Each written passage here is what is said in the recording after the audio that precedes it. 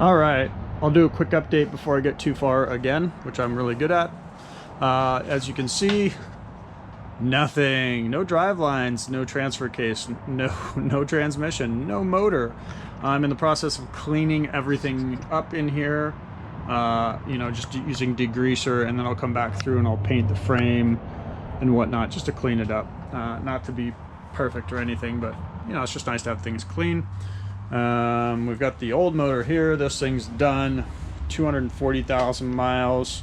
The heads were warped. I'm just not even gonna, there's a decent lip on all of the cylinder walls. There's no point in even messing with it.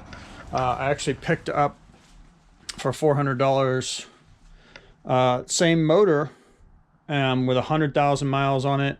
I'm in the process of you know, cleaning out the cylinders right now, honing them. I haven't done this side. There was a little bit of rust because it had been sitting for a little bit, so I'm just honing all that out. It's cleaning up pretty nice. There's my old heads. These are the heads off of this, but I think I'm just buying new heads for this off of Summit. I'm going to put a mild cam in here. So we're basically going to absolutely maximize, you know, this 5.7 for this year. So I have cam, intake. I'm getting a throttle body spacer as well.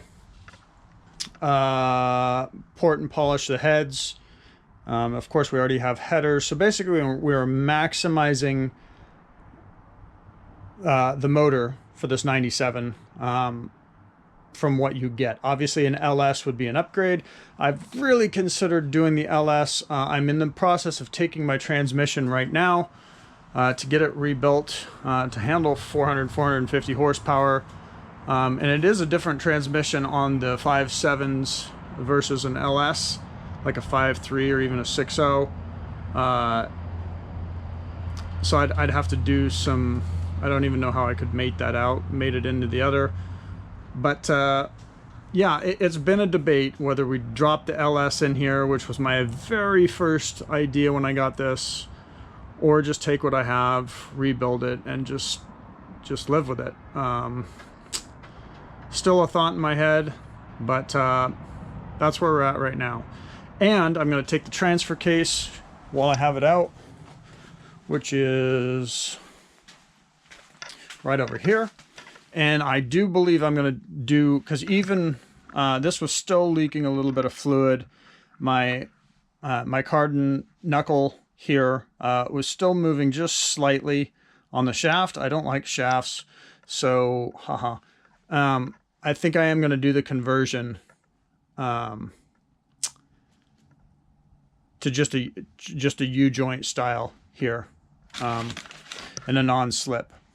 So not the yoke eliminating kit. I think it's like 450 bucks. So it's not cheap. I know there's cheaper ways of doing it, but this kit just seems really nice. So I'm probably going to pull this transfer case back apart, do that, and then we're going to have to rebuild the rear drive line for the 4th time.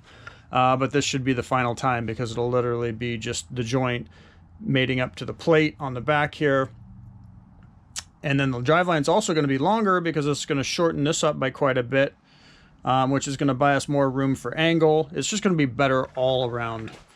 So yeah, that's where I'm at. Got the crankshaft sitting up here. Everything on the motor looks pretty good. Rebuildable anyway. And yeah, just getting done cleaning this up, honing it out.